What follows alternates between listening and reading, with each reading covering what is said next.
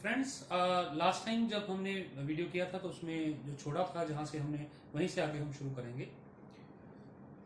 Literary sources के बारे में हम बात कर रहे थे। तो लिटरेरी सोर्सेज में सबसे इंपॉर्टेंट जो सोर्स है वो है वेद। जैसे कि पिछले वीडियो में मैंने बताया था कि जो रिटन मटेरियल है जिसे हम लिटरेरी सोर्सेज कहते हैं इतिहास में, वो हमें मिलता है तकरीबन 600 बीसी से 600 बीसी। सबसे पहले हम ये समझेंगे कि बीसी और एडी में क्या फर्क होता है। सो BC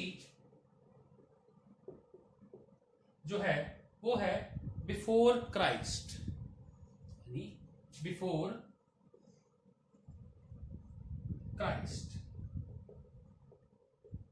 and AD is anno Domini. अब जैसा कि आप बोर्ड में देख सक रहे हैं कि हम बात कर रहे हैं बीसी और एडी में क्या फर्क है, what is the difference between AD and BC. इतिहास का जो समय है बहुत विशाल है, इतिहास का जो पीरियड है बहुत विशाल है, बहुत वास्ट पीरियड है इतिहास का। तो उसको नापने के लिए जब विदेशी इतिहासकार भारत आए तो उन्होंने एक पैरामीटर फिक्स किया, उन्होंने एक केंद्र बिंदु स्थापित किया। अब जो केंद्र बिंदु था वो था जीसस क्राइस्ट। जीसस क्राइस्ट के जन्म को हमने वो केंद्र बिंदु समझा। जब जीसस क्राइस्ट का जन्म होता है, यीशु मसीह का जन्म होता है, तब से शुरू होता है एडी, एनो डोमिनी, एक नई शुरुआत।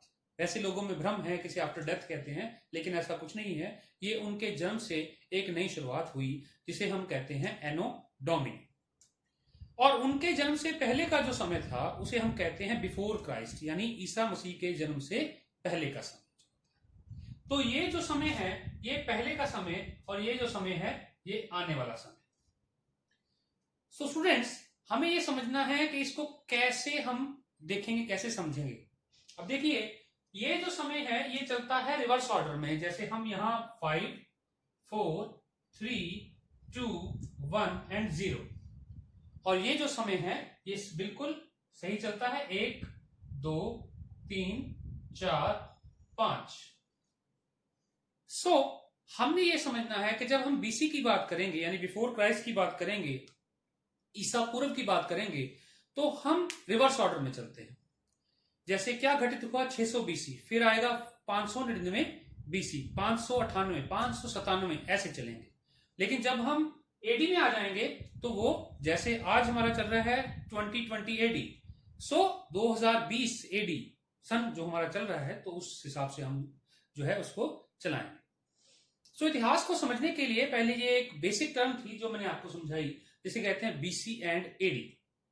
सो जो हम बात कर रहे थे कि सबसे पहले लिटरेरी सोर्सेज में क्या आता है, तो स्टूडेंट्स उसमें सबसे पहले हम शामिल करते हैं, शुमार करते हैं वेदों को। हमारे पास 4 प्रमुखतः वेद होते हैं। अब वेद होते क्या हैं, सबसे पहले हम इसकी बात करेंगे कि वेद होते क्या हैं। सो वेद जो होते हैं, वेद शब्द संस्कृत शब्द विद से लिया गया है। वेदा इज इक्वल टू विद, ये संस्कृत का शब्द है। इसका अर्थ होता है टू नो समथिंग, जानना।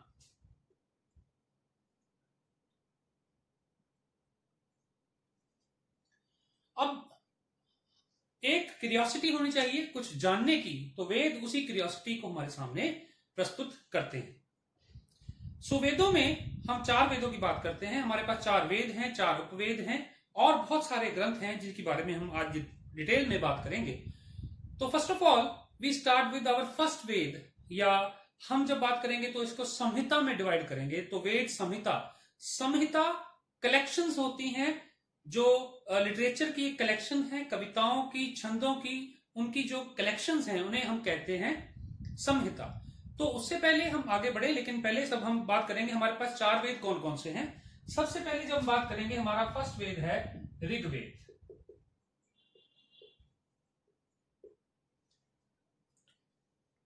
ऋग जिसकी हम बात करते हैं, ऋग्वेद जिसकी शुरू करते हैं, संहिता संग्रह जिसकी बात कर रहे हैं। तो ऋग्वेद जो है वो ऋक से लिया गया है, जिसका मतलब है प्रशंसा करना। इस वेद में आपको देवों की प्रशंसा मिलेगी। तकरीबन 250 टाइम्स तो आपको इसमें इंद्र देवता का नाम मिलेगा। इंद्र को पुरंदर भी कहा जाता है, किले विजय करने वाला भी कहा जाता है, वर्षा का देवता इंद्र आप जिसे जानते हैं। तो ऋग्वेद जो है उसमें 1028 सूक्त हैं, वर्सेस हैं, और ये बहुत बड़ा वेद है। इसका जो टाइम पीरियड, जैसे हम अगर वैदिक पीरियड की बात करेंगे बाद में, जब बाद में इसको डिस्कस करेंगे तो मैं आपको बताऊंगा। ऋग्वेद एक ऋग्वैदिक पीरियड आता है, एक उत्तर वैदिक पीरियड आता है, पोस्ट वैदिक पीरियड आता है, जिसे हम कहते हैं लेटर वैदिक पीरियड, जिसमें बाकी 3 वेदों की हम जब उसमें बात करेंगे।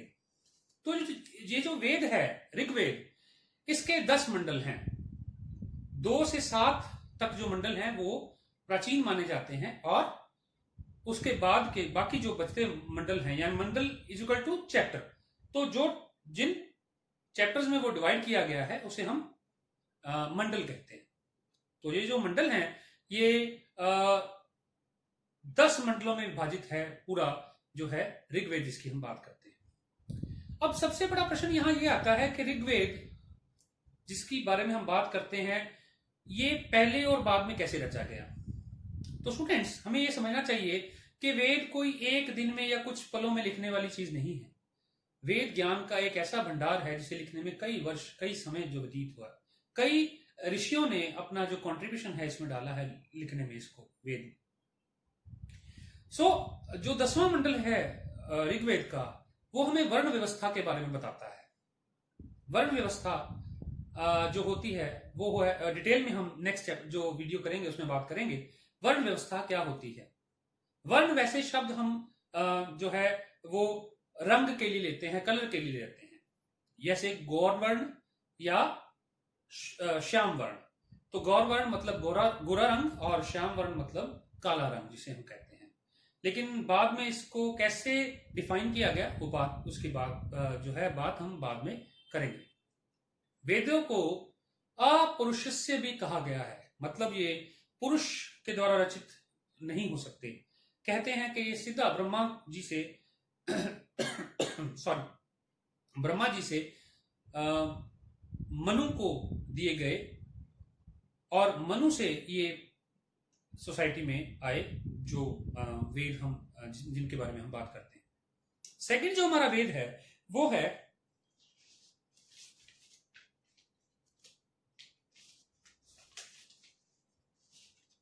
अथर्ववेद।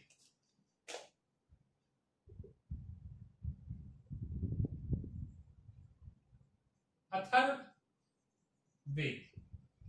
अथर्ववेद जो है इसको 20 पुस्तकों में डिवाइड किया गया है। जो पहली 7 पुस्तकें हैं वो तो जो है बताती हैं हमें कविताएं, मंत्र, छंद जो कुछ लाभार्थियों द्वारा बोले जाते हैं, और कुछ बीमारियों और उन चोटों का इलाज करने में जो बातें की गई हैं इसमें हमें पता लगता है। पुस्तक 13 से 18 तक, 13 to 18, हमें संस्कारों के बारे में जानकारी देती है। वैदिक धर्म के अनुसार एक मनुष्य के जीवन में कुल 16 संस्कार होते हैं, उसके जन्म से पहले से लेकर और उसकी मृत्यु तक तकरीबन 16 संस्कार पाए जाते हैं, जिसमें उसका नामकरण, उपनयन, अंतिम संस्कार, ये सारे शामिल होते हैं। तो इसके बारे में जो हमें है वो अथर्ववेद में पता लगता है। और इसके अलावा हमें अथर्ववेद में जड़ी बूटियों का भी बहुत ज्यादा ज्ञान होता है। अथर्ववेद हमारे लिए बहुत महत्वपूर्ण वेद आता है। उसके बाद हमारे पास आता है तीसरा, वो है सामवेद। साम, ये वेद डील करता है संगीत से, क्लासिकल म्यूजिक से। इसकी बहुत सारी रचनाएं ऋग्वेद से ही ली गई हैं, उनको संगीतबद्ध किया गया है, और ये वेद हमें संगीत के बारे में बहुत ज्यादा जानकारी प्रदान करता है। और इस वेद के तकरीबन इसमें हमें सबसे महत्वपूर्ण जानकारी जो प्राप्त होती है कि इस वेद में वीणा का भी उल्लेख है। वीणा जो एक वाद्य यंत्र है उसका भी उल्लेख इस वेद में हमें मिलता है। उसके बाद आता है हमारे पास चौथा और फोर्थ, जिसे हम कहते हैं यजुर्वेद। फोर्थ वेद जो हमारा है वो है यजुर्वेद।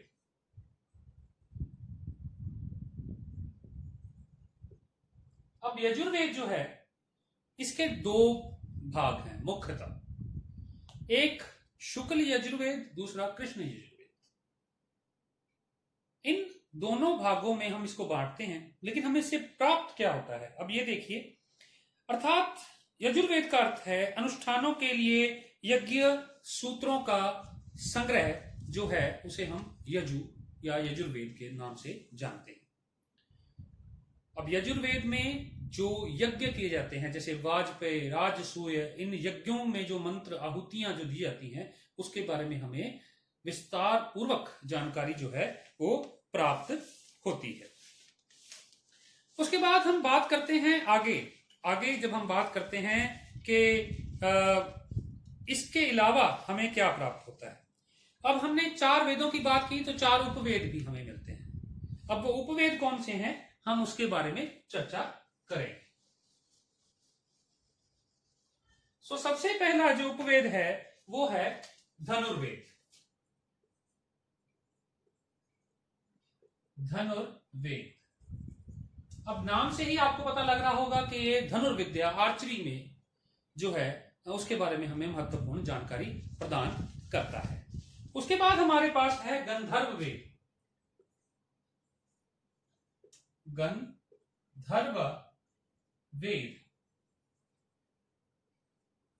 ये डांस फॉर्म ऑफ आर्ट के रूप में यूज किया जाता है। मुद्राएं, उन जो नृत्य की मुद्राएं हैं उसके बारे में हमें जानकारी देता है। म्यूजिक से रिलेटेड जो है गंधर्व वेद जो है उसके बारे में हमें बहुत महत्वपूर्ण जानकारी देता है। तीसरा है शिल्प वेद। शिल्प वेद, शिल्प कलाकार, जिसे हम शिल्पकार कहते हैं, जो मूर्ति बनाता है, कलाकृतियां बनाता है, ये उससे जो है वेद जुड़ा हुआ है। उस जानकारी से, उस नॉलेज से हमें इसमें बहुत सारी जो है जानकारियां प्राप्त होती हैं।